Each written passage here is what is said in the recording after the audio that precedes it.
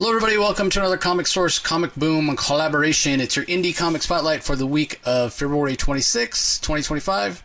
One of these days, we'll get on schedule to where we can release the DC Spotlight and Indie on the same day. This week is not that week. This day is not that day. Unfortunately, just too much going on. But all that being said, we checked out probably read about, I don't know, 10 or 12 indie books. We're talking about around 8 of them here. But overall, yeah, pretty solid week, and like I mentioned on our DC Spotlight that we do every week over on Rocky's Comic Space Boom exclamation point over on YouTube, on his YouTube channel. Comes out there every week. You can check it out.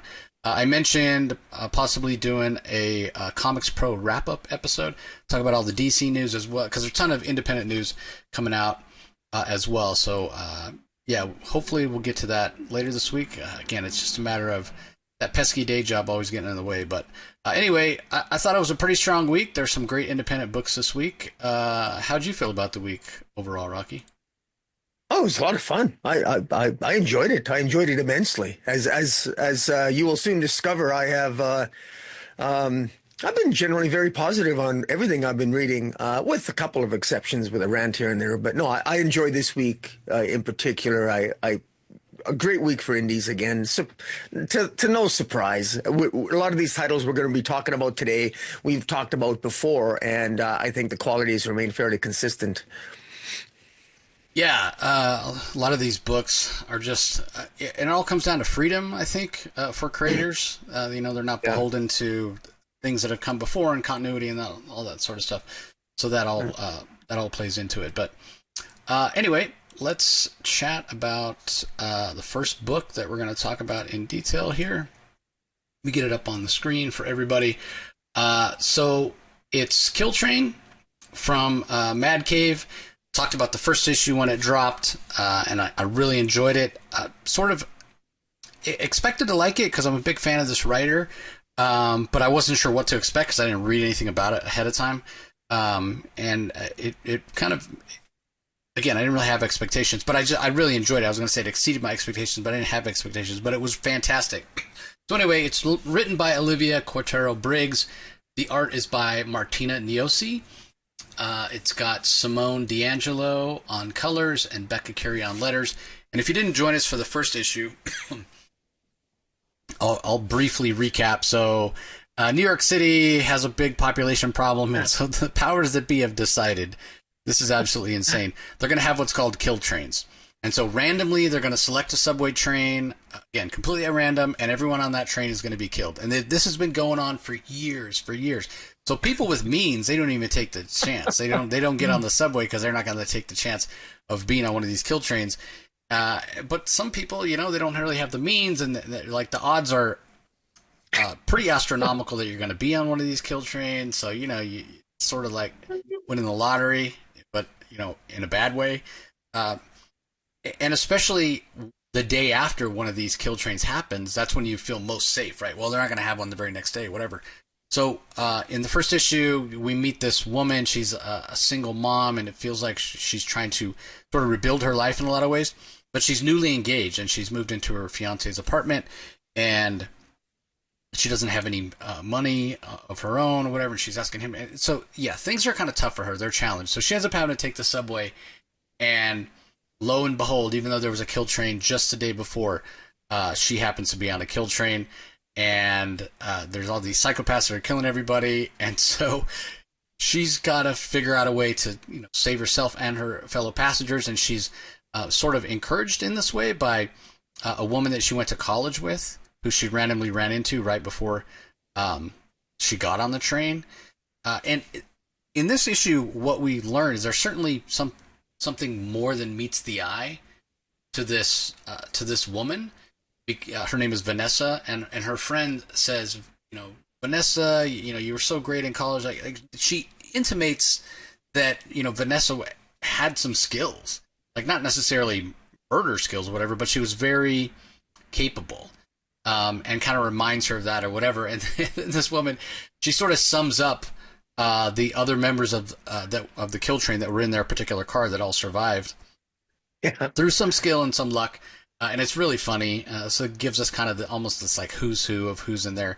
and they decide that their best bet is to move all the way to the last car, because supposedly when the kill train gets to the end of the line, there's some sort of cleanup crew there, and they make sure everybody's actually dead and dispose of all the bodies, whatever. So they need to get off this train before it actually gets to that final stop. And whether they can just jump off or whatever, there's some question about that. But the first step, hey, we got to get to the last car, and so yeah, we get a chance to meet the people that are on her team, quote unquote, and get descriptions of them and see how they make their way to the first car. They've managed to dispose of all the assassins, I guess we'll call them, all the killers, in their own kill train car, but there's a lot of other cars, 7 or 8 cars on a subway train, so they've got to go through 5 or 6 more to get to the back of the train and figure out how a way to escape. So it's just a lot of fun. I mean, it's clearly satire. It's also clearly for mature readers with all this blood and severed heads and guts hanging out everywhere. But it's fun. It is satirical, but it's lighthearted, and it's it's got some sense of menace and some foreboding, foreshadowing, and consequences. And it also says a little bit about class, the haves and have-nots. Like I mentioned before, if you're somebody who never has to take the subway, you don't have to worry about dealing with this. So I really enjoyed it. It's from Mad Cave. It's got, the cover is fantastic. We see Vanessa there kind of wiping the blood off the car of her, the kill train that she's in. So anyway, I know you got a chance to read it too, Rocky. What'd you think? A lot of fun. I got to give compliments to the artist, Martina Neosi. She must have had a blast. You could tell she had a blast drawing this because it looked like it looks crazy fun. And it looks like a bunch of crazy sort of cosplayers.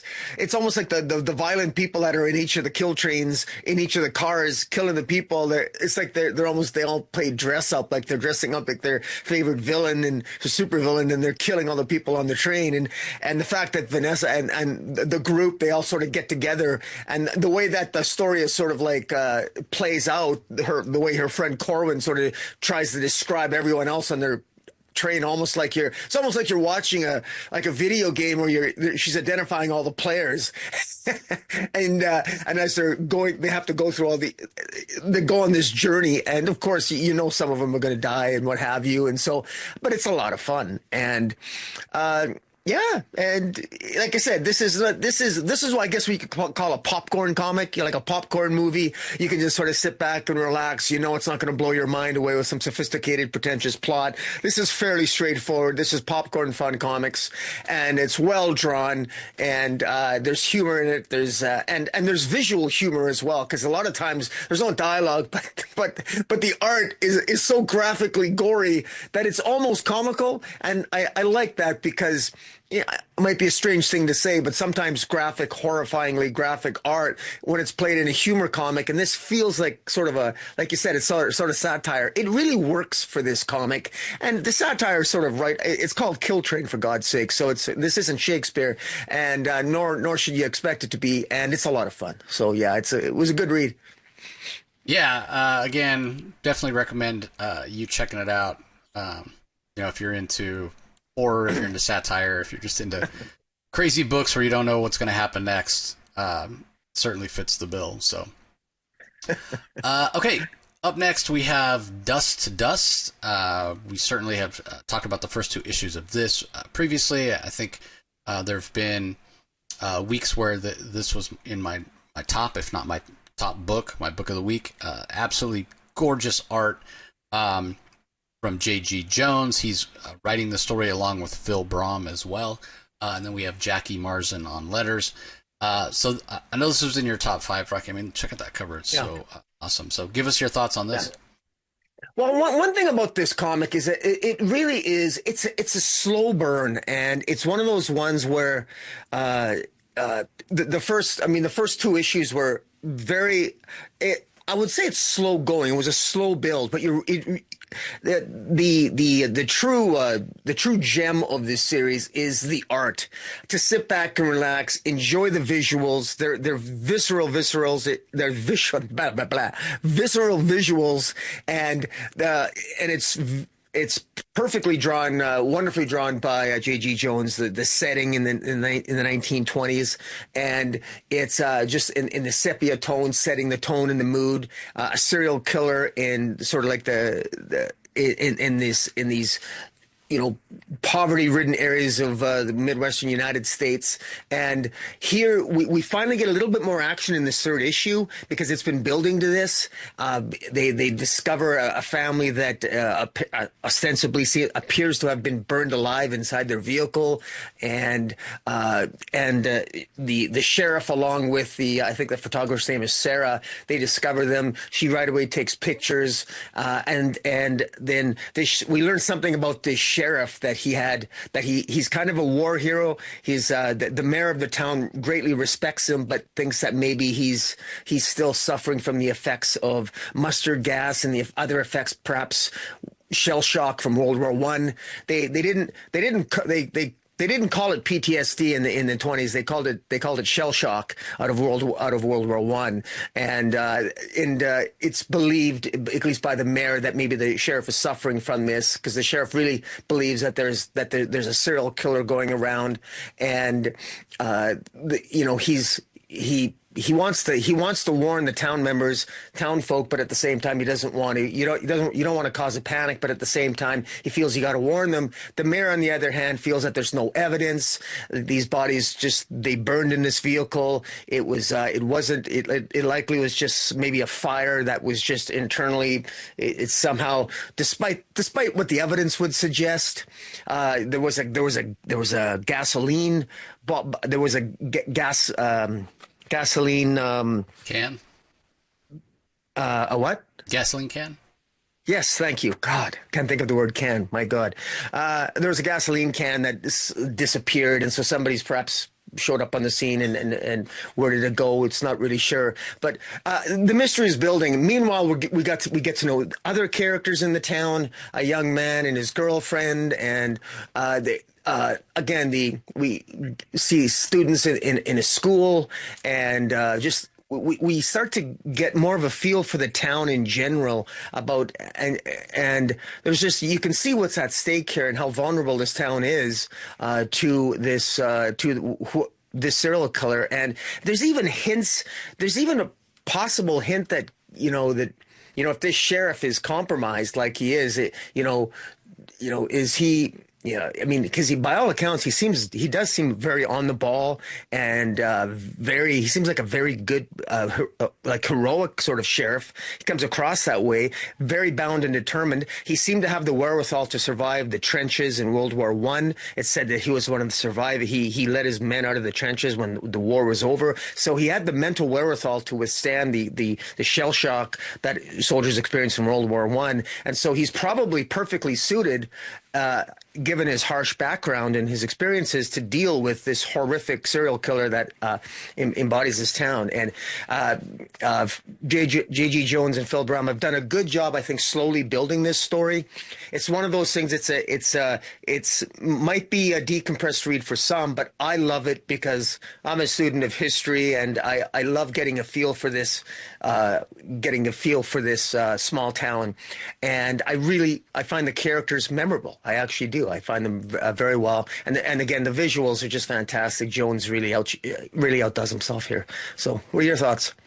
Yeah, I thought it was fantastic. I've loved this series throughout. You're 100% right when you call it a slow burn. It is that, and one of the ways that you really can tell that, and you do need these issues every once in a while to kind of set things up and put people in their place so you can get to the big story beats. I mean, you mentioned it. We see the family that got caught in the dust storm. We find out they were burned alive. We see their corpses. It's pretty visceral, as you said.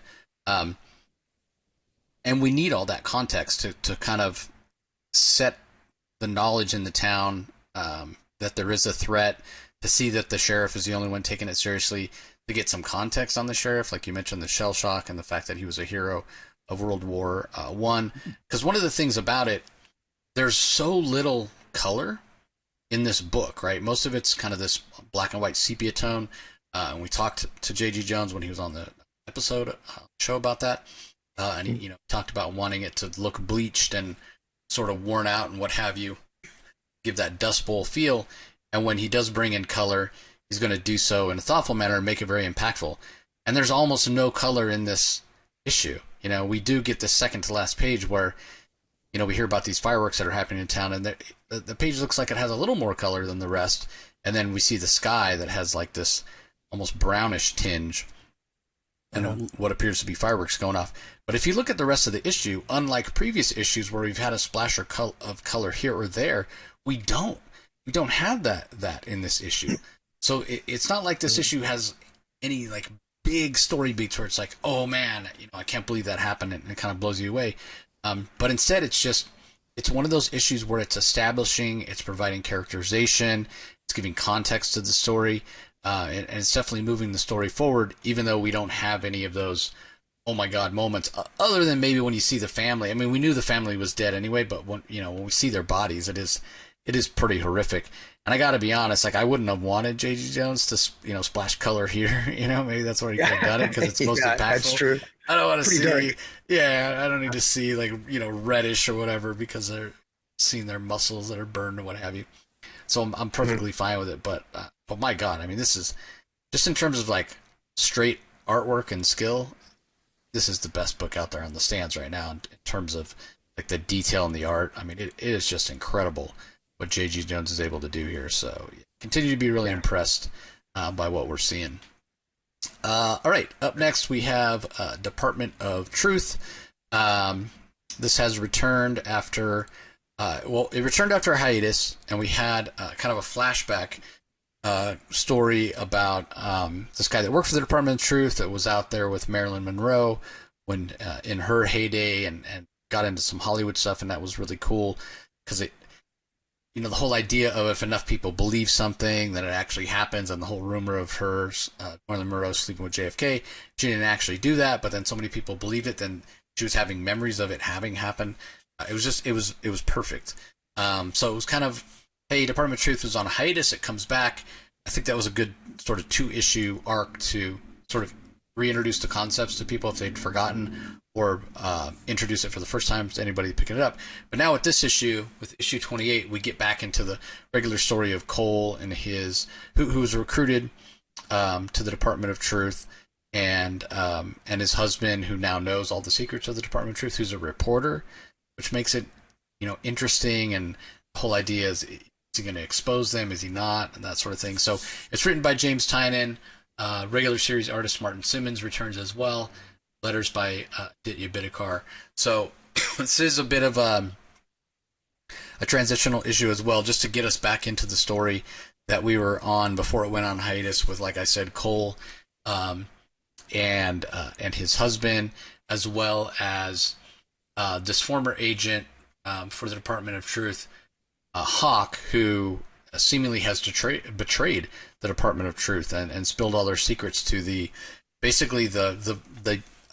what was at one point the Soviet version of the Department of Truth, but then with the collapse of the Soviet Union, they kind of went out on their own independently. And it's all about having control of the world, right? Because as I said, the whole idea that's posited in Department of Truth is if enough people believe something, it becomes true. So enough people believe in Bigfoot, there will actually be Bigfoot.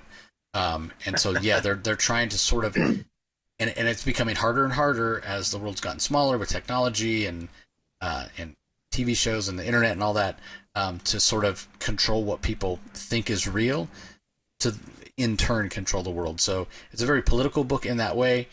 And this issue, like I said, it's sort of getting us back into that story. What is Maddie going to do? That's Cole's husband. He's meeting with another reporter in this issue.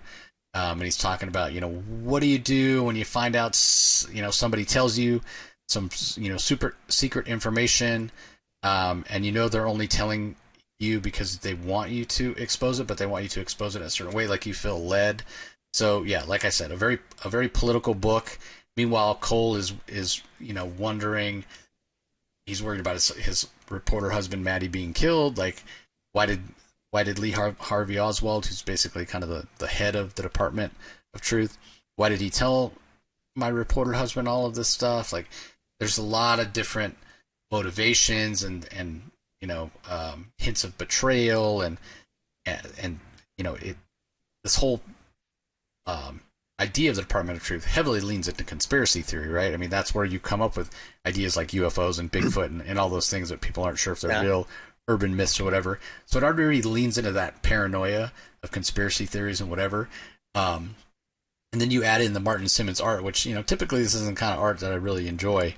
It's because it's very watercolor and kind of loose or whatever, but it works for the story that's being told here. So if you haven't read Department of Truth, and you like really kind of smart stories that you're not sure where they're going to go, if you're into conspiracy theories, you know, whether that be the Mothman or Bigfoot or UFOs or what have you, you definitely should be reading this book. So,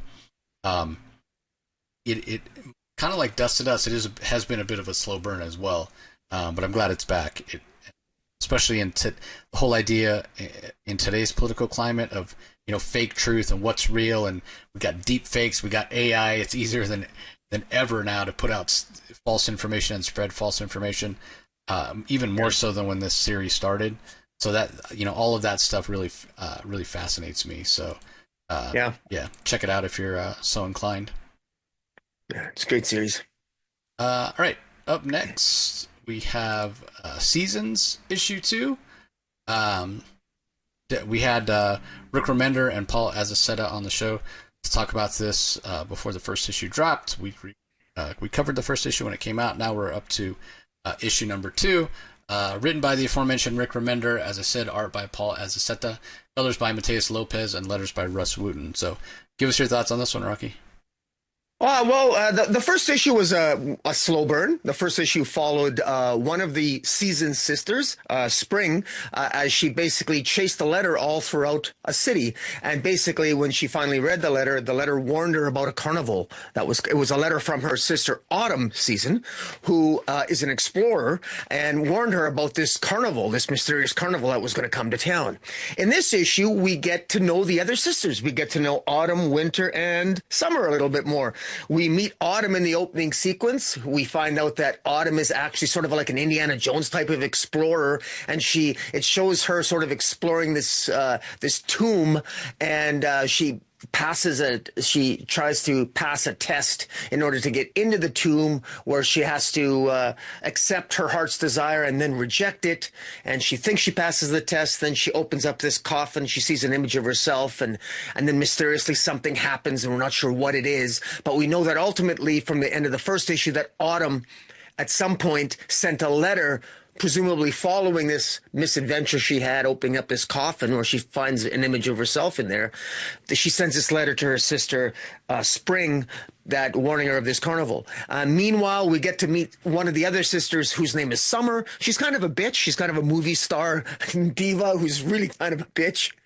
Nobody really likes her, but she's really famous, and she's on a beach somewhere, and she seems very narcissistic, and one of the people one of the mysterious people trying to attract these four Season sisters to this carnival, basically disguises himself and sort of manipulates Summer to attend this carnival.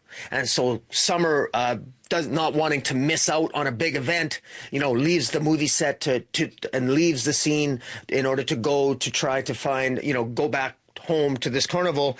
And then we get to meet Winter, and Winter is a painter, and Winter is sort of the person who's taking care of Spring. Spring is, I get the impression, is the youngest sister, and Winter is taking care of Spring in their house, and she's a painter, and she's like a typical creative type. She's a perfectionist, and she hates her painting, and she's just a perfectionist, and she doesn't like being distracted, and she sort of ignores Spring. Spring is like warning her about this carnival, telling Winter, her sister, look, we have to leave. We have to get out of here. The carnival's coming to town. And Autumn sent me a letter warning us. We got to get out of here.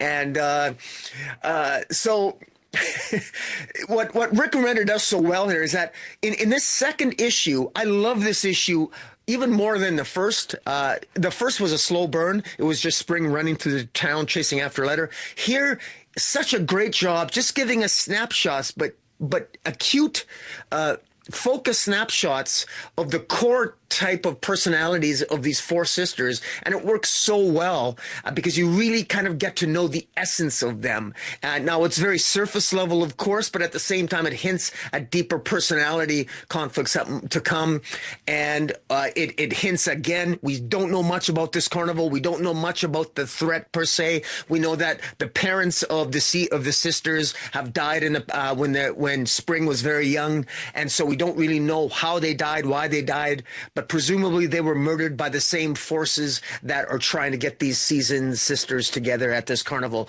At least that's what I'm put together at this point.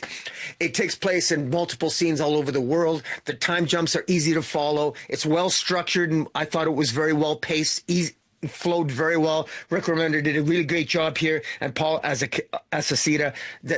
I love the art. It worked. It conveyed all the imagery very well. I had no problem distinguishing the four sisters from each other. They look different. They sound different. Rick Remender gives them their own unique voices. Again, this was very well done. What are your thoughts? Yeah, here comes that term again, slow burn. Yeah, the first issue definitely kind of established sort of the whimsy that they were going for with the series. And now in the second issue, we get a chance to meet all the different sisters and sort of see their proclivities, which I really enjoyed. And Paul, as I said, his art, continues to be that kind of fanciful situation. So, yeah, we don't get much of the carnival here, other than the one gentleman who goes and talks to Summer, who definitely seems the most self-involved of all the sisters. And mentions it to her and makes her feel like she's missing out. No, easier way to get her interested in going than, to mention that everybody else is going. The FOMO is strong with Summer. So he manipulates her very easily, which, seems like it might be an easy thing to do when she's sort of in her world, right? Like sort of stuck in her own head. Because I think all the sisters are going to turn out to be very intelligent. But Summer, clearly she has some tendencies to being superficial, and so this guy plays on that, and as we see him walking away, he kind of transforms into this little carnival-like participant or creature or whatever. So that's kind of all we get of this mysterious carnival. So that's what I'm most excited and looking forward to discovering more about. So again, a bit of a setup issue, which it's fine. We get a chance to meet all the sisters and what have you. But I do hope that in the next issue we get a little bit more forward momentum with the story, because as you mentioned, the first issue was a bit of a slow burn.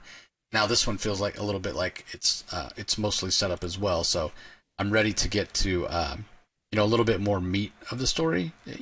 Find out a little more about their parents, perhaps, or where they might be, and find out a little bit more about what this carnival might be up to.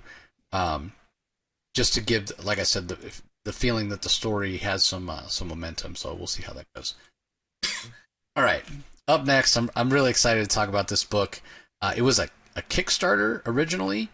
Now it's being released over at Mad Cave. It's called Pop Kill. It's written by Jimmy Palmiotti. I thought credits were on page. That's not the. So sorry, everybody. Credits. This is a press preview. So anyway, written by Jimmy Palmiotti. Santa Cruz is the. That's right, and I want to say his first name is Juan Santa Cruz, but the art is very, very good. So let me just confirm. Yeah, Juan Santa Cruz, and then colors by Brian Reber, letters by Sean Conant, and Dave Johnson is the co-writer with Jimmy on this, and does some of the covers as well. So this is just a fantastic story. It's basically the story of the two largest cola companies in the world. So think kind of like Coke and Pepsi, but they're owned and run by these brothers. These Asian brothers who can't stand each other, and they're constantly looking for a way to put each other out of business. So you could kind of think of it as, soda wars, if you will, or, pop kill. You're killing people over soda pop or whatever. But the idea of innovation in soda, like this is life and death stuff. Like these guys participate in corporate espionage. They're sending agents out that are poisoning soda. They're killing scientists, what have you. And it's very depraved, and it's for mature readers. There's a lot of sort of sexual innuendo for this main character here. It's kind of this James Bond-like. And that's sort of a good comparison. It's almost like, secret agent James Bond if he worked for a soda company. He's being blackmailed to work for one of the soda companies, and they find out that the other soda company is on the verge of a breakthrough of where they're going to be able to find out how to make the fizz in soda last indefinitely, so soda doesn't go flat. You could imagine that literally is worth billions, like they say here. And so he has to go and seduce the scientist that's on the verge of making this discovery. And that's sort of where this first issue ends. So there's been more than that to the story with Kickstarter. But hopefully this goes on longer at Mad Cave. And the art from Juan Santa Cruz is just fantastic. Scientist is a very beautiful woman. This sort of secret soda agent is very handsome, wonderfully colored. This book is just, you mentioned kind of a popcorn comic earlier when we were talking about Kill Train. Pop Kill is that in a way as well, because it's like super entertaining. So I really enjoy it. I backed the Kickstarter back in the day. I still bought 2 copies of this because I wanted to support Jimmy. Yeah, that's the. Right. Oh, so you have the Adam Hughes. Yeah, that Adam Hughes cover. I've got the Adam Hughes cover, man, and I paid good money for this from the Kickstarter.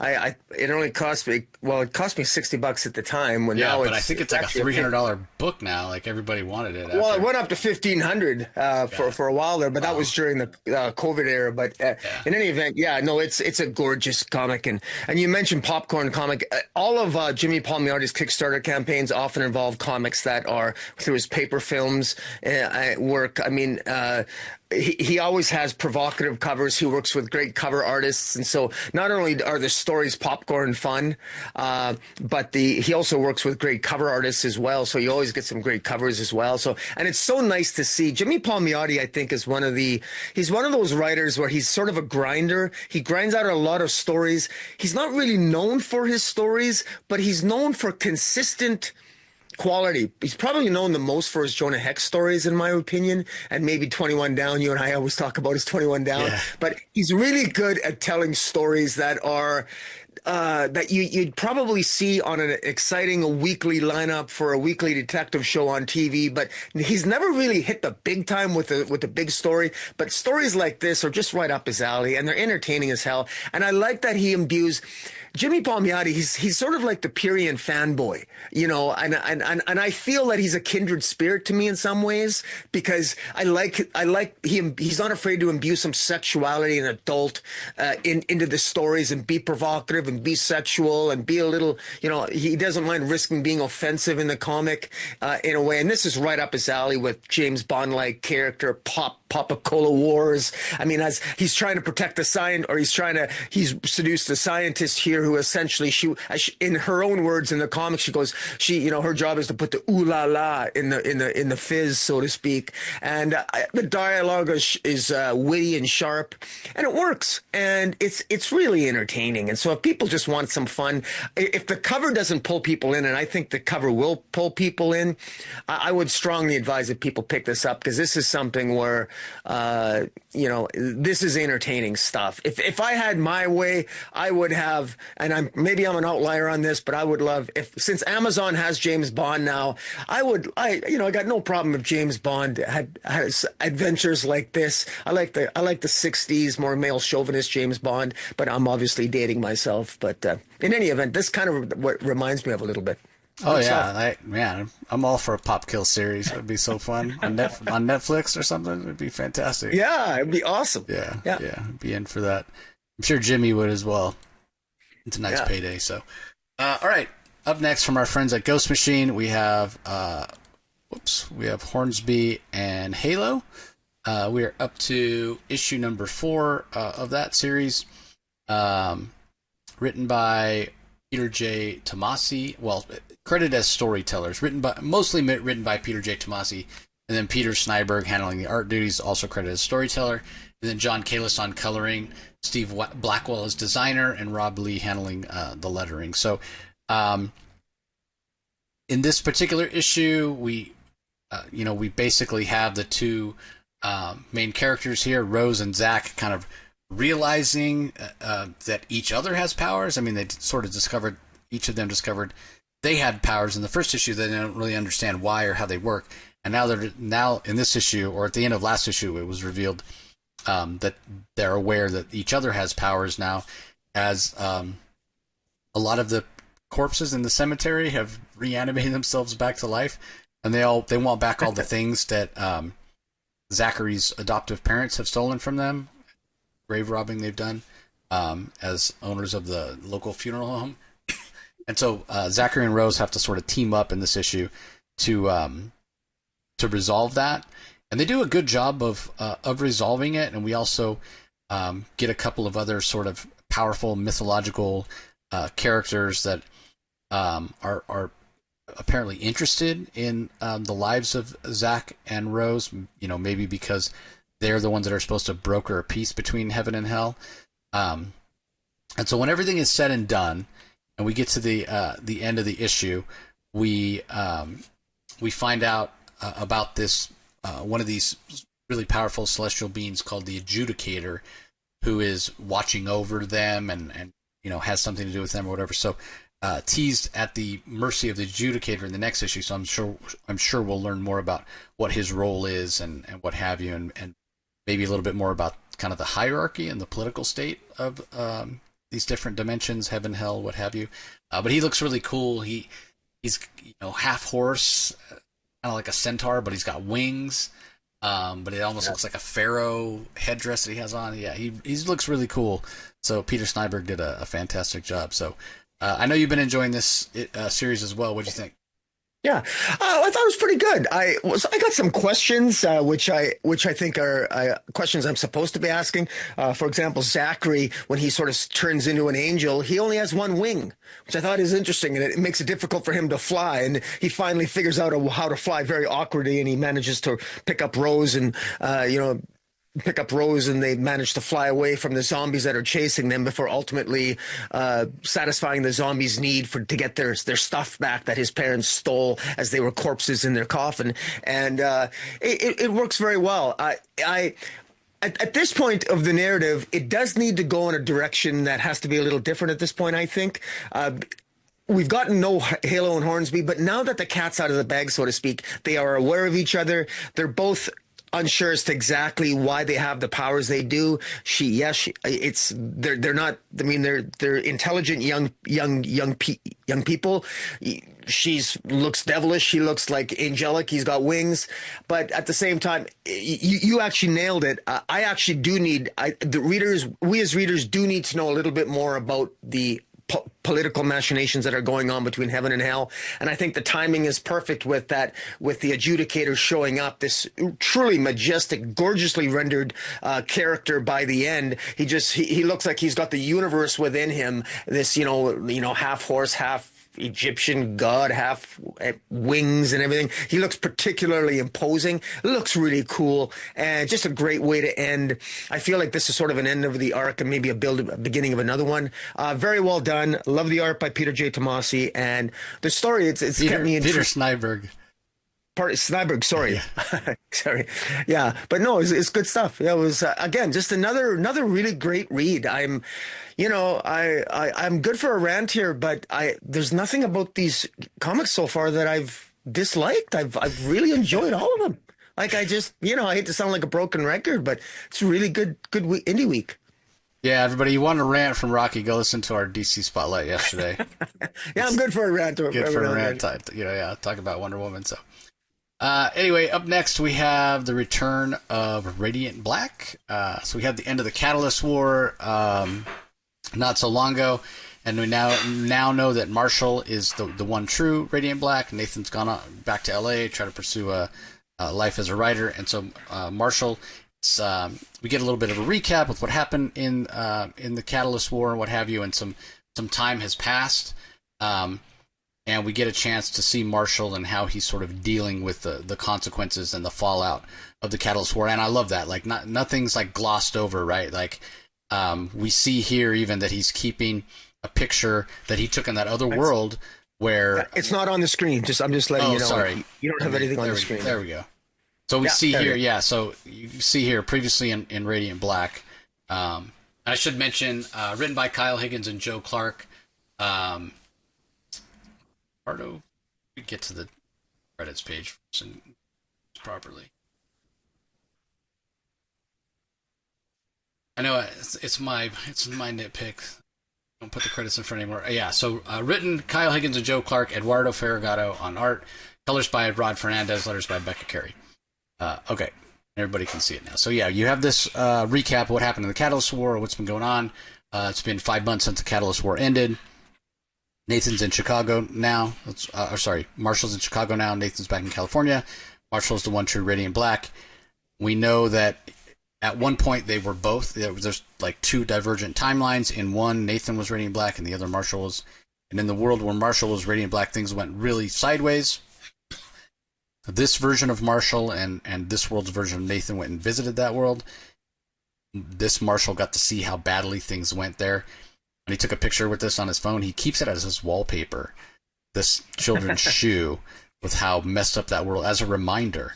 How much has Marshall grown from kind of the irresponsible, hey, I'm just going to get drunk and get people to rent VHS tapes? Like how far has he come? It's amazing. It's been an incredible story arc. So that's what I love about this issue. It gets you caught up.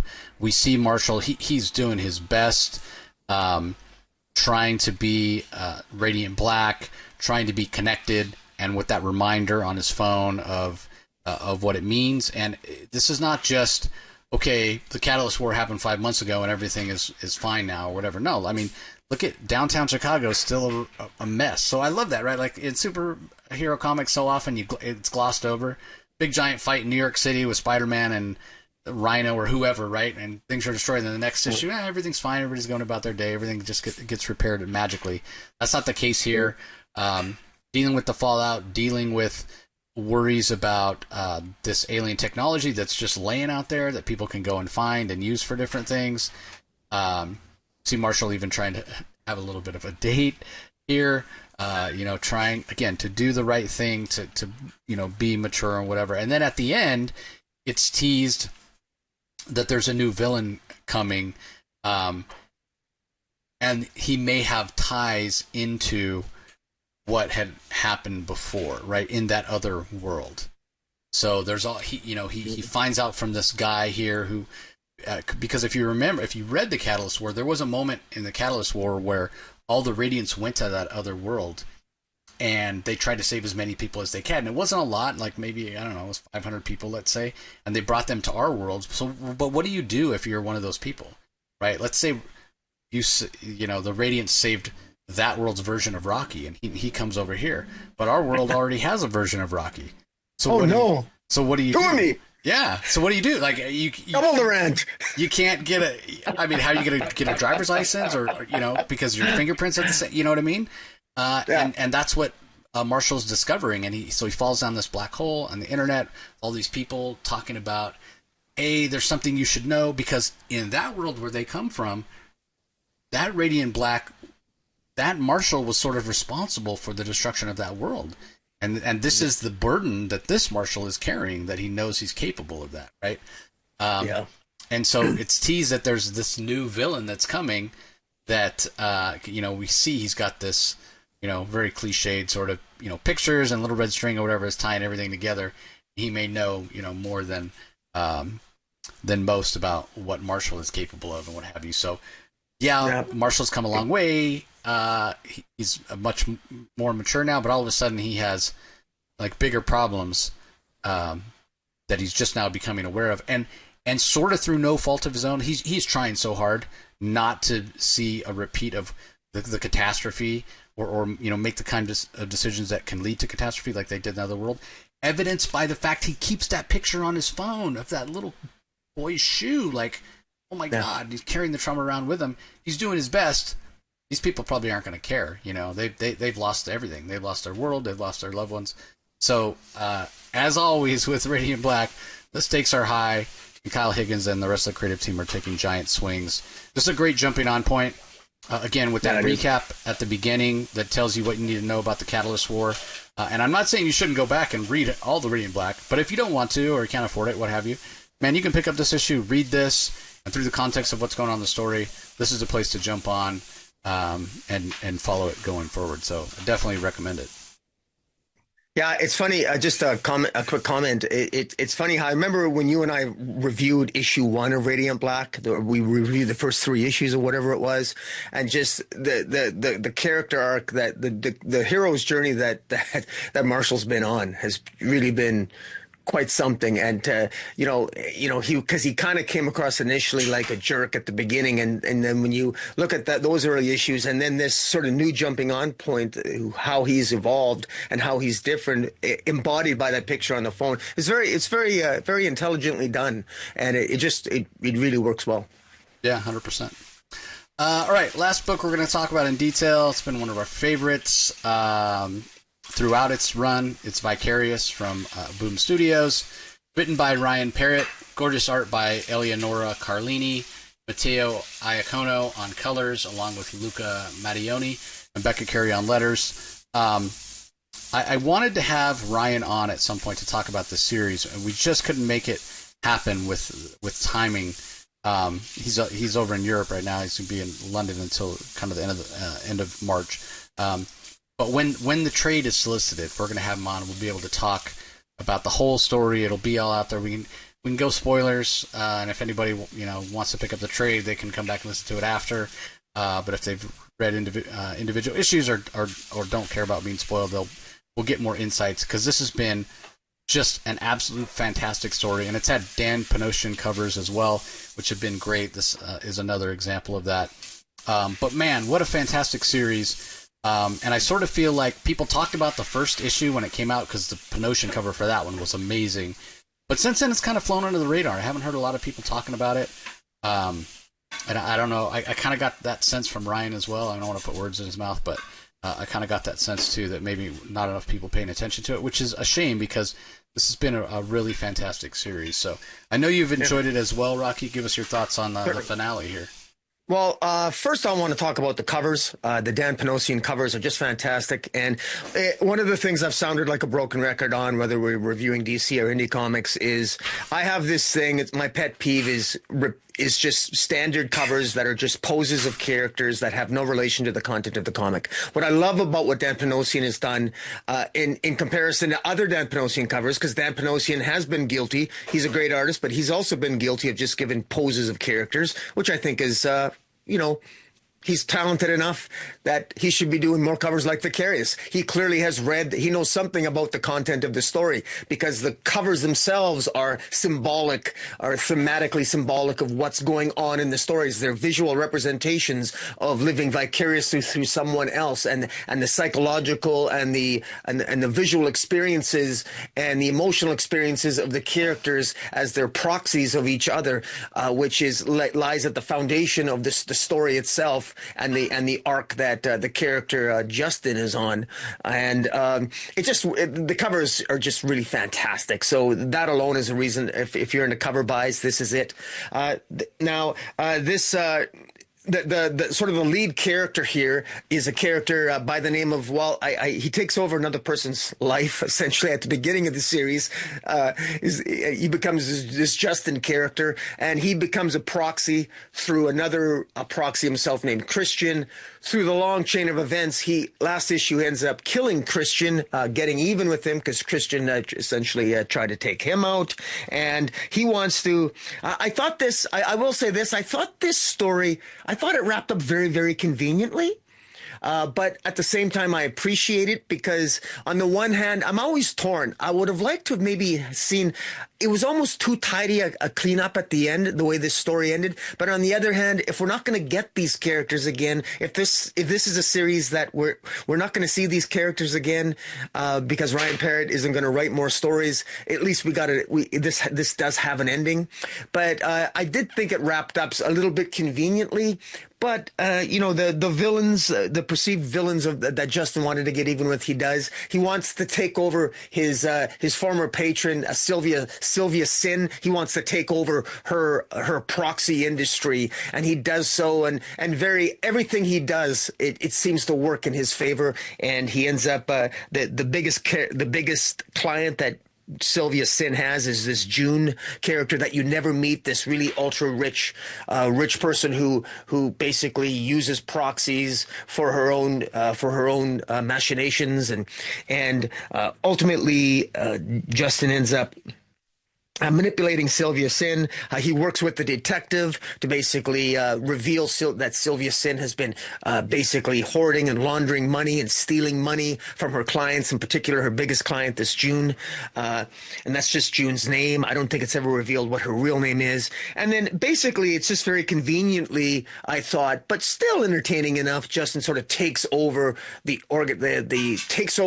proxy industry or the proxy business from Sylvia Sin. And while it's somewhat convenient, it does wrap everything up, and it definitely has the feel of something you'd see in a 90-minute movie, but an entertaining one. I'll give it that. And we use the phrase, you and I, as we reviewed this week. It's funny, different weeks we have different phrases. This one seems to be that phrase, popcorn fun, a popcorn movie. This to me really had the wrap up of a popcorn feel movie, but it works well. The art's really good. Shout out to the interior artist Elinari Carlini. I think the art works very well. Does a good job of conveying this, just the experiences of the proxy experience of the various characters that are involved in it in this series, and it worked really well. And this is, if it comes out when it comes out as in its inevitable trade, it's absolutely worth a pickup. I hope that the trade has some extra pages on the back to show off more of Dan Panosian's art. But pretty good. Yeah, I get what you're saying about it wrapping up conveniently. I think it wraps up neatly. I wouldn't necessarily say it's that convenient. I mean, it's interesting, right? It definitely seems, this character of Justin Bright is, the name he goes by the majority of the story, but his real name is Micah Lidecker. We find that out last issue when he goes home, and we find out he's like a super rich kid, and his dad's about to run for governor, and he clearly could have been living a charmed life, and he definitely was living a life of privilege, but, his father's so controlling, there's definitely trauma there, and he's been through, a lot, and then obviously when he was being a proxy, how he was abused, and then Christian had him, nearly beaten to death and whatever, so he's been through some stuff. But what strikes me as, him as a character, he is so intelligent. He is so smart, and in a way, he sort of has planned all this out. So even though it wraps up, to use your word, conveniently, and I would say it wraps up nicely, in a very nice, neat package, it's sort of a credit to Justin / Micah here. He is really that smart. He's really that far ahead of everybody that he's manipulating, because he's the only one that sees the whole picture. He sees what he's going to do to Sylvia Sin. He sees the way he's going to use June. He sees the way he uses his own father. He sees the way he traps Sylvia with the detective. He sees all the angles, and so you could look at it in terms of he's like super intelligent, or he's super manipulative, or he's super conniving. I think he's all those things. He's all those things, that he's so intelligent and so smart. And, if he chose, if he was raised in a different environment, and he had compassion and was raised in a more loving environment, he could, all the good he could have done in the world. Instead, he's using all that intelligence in a very, narcissistic and selfish kind of way to resolve this situation that he finds himself in to his benefit more than anyone else's, even to the point of his father gets to be governor, but it's not exactly what his father wants, because Micah doesn't end up back under his thumb. Sylvia clearly doesn't get what she wants, because she loses all her clients and goes to jail. The detective has to agree to let Justin / Micah take over Sylvia's business. So nobody gets exactly what they're looking for, except for Micah / Justin. He gets exactly what he wanted. He's not being used anymore as a proxy, so he doesn't have that threat to his, to his well-being, to his, literal life, and yet he's living a life of luxury. I mean, what an incredible last page here of him, swimming in the pool. This guy that helped him out was kind of his bodyguard while he proxied. Justin's now going to turn him into a proxy, and yeah, he's gotten everything that he wanted. He's the only one that comes out smelling like a rose, and I thought it was just fantastic. This line that was in the first issue that comes back here when Justin is talking to this guy that he is basically recruiting as his first proxy. He says, because if you're willing to do anything, there's no reason you can't have everything. And that's what Micah/Justin has ended up with. He's ended up with, and he's the only one that ended up with everything that he wanted. But he really did have to go through a lot. He had to go through anything. We know he killed the guy in his apartment. Maybe self-defense, maybe not. But manipulated his father. He's estranged from his mother, who does seem to genuinely care about him, and he seems to genuinely care about her. He almost got beat to death. His body was used and abused, both physically and chemically with drugs and all that. Like, he went through a lot because he was willing to do anything, but it got him everything. So it does wrap up, nice and neatly, I would say. You would say conveniently, that's semantics. But what's interesting is that it's fine as an ending, and maybe it hasn't sold real well or whatever, and like you said, the creators won't get a chance to come back to these characters. But it's almost like it ends in a way, not necessarily a happy ending, because is Justin really, I mean, he's the protagonist, was he really a good guy? He's not, he's not really a very good person. Is he the good guy? No, I like the moral ambiguity of the character. It sort of leaves it's an open question, and that adds to the appeal of the story. Right, but the other part of this, right, is I don't know, human nature or whatever. We see this time and time again. We in pop culture and celebrity, whatever, stardom, like, we build people up and we're all fans of them or whatever. But then they become so big. There's almost this perverse pleasure in seeing them fall from grace. Right? I mean, we see it time and time again. Tabloids can't wait to, headline TMZ, whatever. Hey, so-and-so did this, so-and-so did that. Oh, they're really not as great as we thought they were, whatever. I just bring that up because it's like, even though this ends on sort of a high note, and, again, the moral ambiguity is there or whatever, but yeah, it seems like Justin got everything he wanted.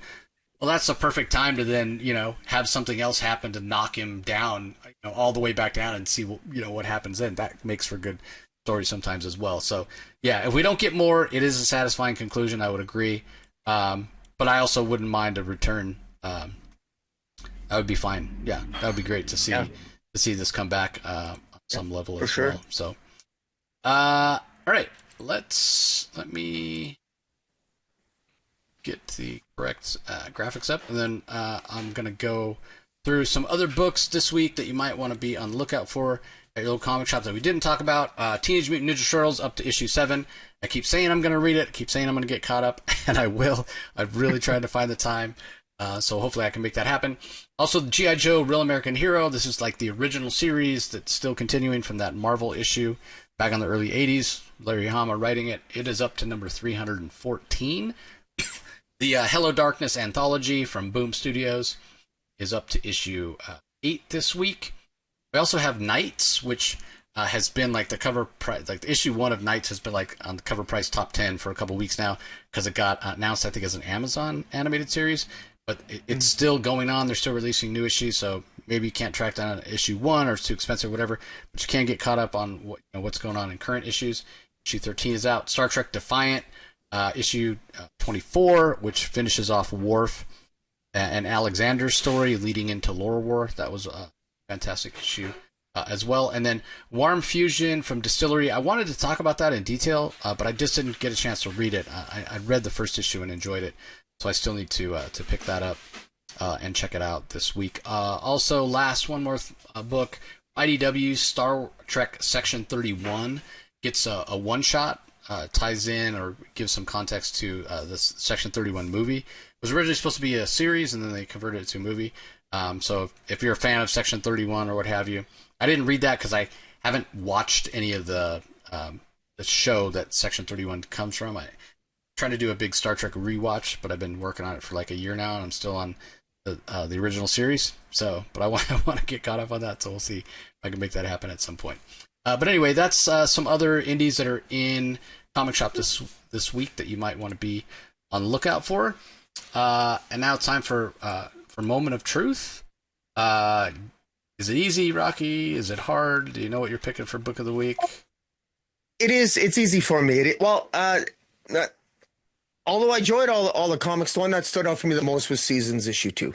I really loved. I was very impressed with how Rick Remender managed to get me into I really felt interested in all four of all lives, all of this spring, summer, autumn, winter season, and how they getting into giving us snapshots of all these sisters and hints at how their lives are going to intersect and interact, and building the mystery of this carnival and the mysterious forces that undoubtedly had a role to play in the death of the parents of the season's sisters. And I thought it was very well done, and just great art by Paul Azaceta.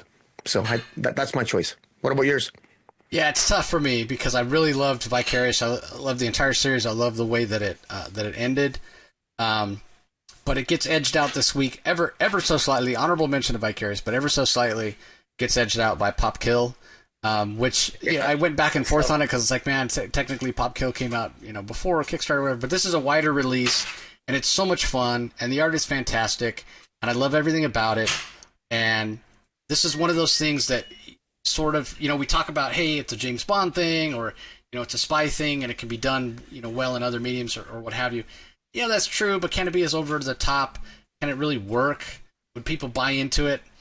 Maybe not. Like, it takes itself, if it tries to take itself too seriously and people go and watch it and like, are these soda people or sending out spy, I don't know. It might not work. But in comics it really works. It doesn't have to take itself too seriously. It has gorgeous art, gorgeous color work, wonderful pacing, great characters, definitely for mature readers. There's a lot of nudity in this book and sexual references and what have you, so don't go giving it to your 12-year-old to check out, but definitely pick it up if you are so inclined. I think it's definitely worth your time. So. And I just want to give a comment about the Pop Kill variant cover with that by Adam Hughes. One of the things that people don't know about this cover, because you can't see it because most people don't own this because there was only 100 and whatever, the print count was pretty low, but this actual cover, it's very heavy set, the cover, and it actually has, if you run your hand over it, you can feel the bumps of, like when you shake a pop can and you spray the pop and it fizzes all over paper, and then you get the little dots on the paper of the carbon monoxide and the dots. That's exactly how the cover is, and you can't see it. You got to see it and feel it, but it's really impressive. Like the thought that they put into this cover is, you just don't appreciate it when you see it online. But I just thought I'd give a shout out to it because it's just so well done. Yeah, I mean, I backed that Kickstarter and I got 2 different covers, but I did not get the Adam Hughes cover, and obviously, that's I liked it a lot, but I went back and forth and I ended up selecting another cover, and obviously, but the thing is, it's like, yeah, okay, maybe if it was worth $1,500 or $3,000, whatever, at some point, I still wouldn't have sold it. So it kind of doesn't matter.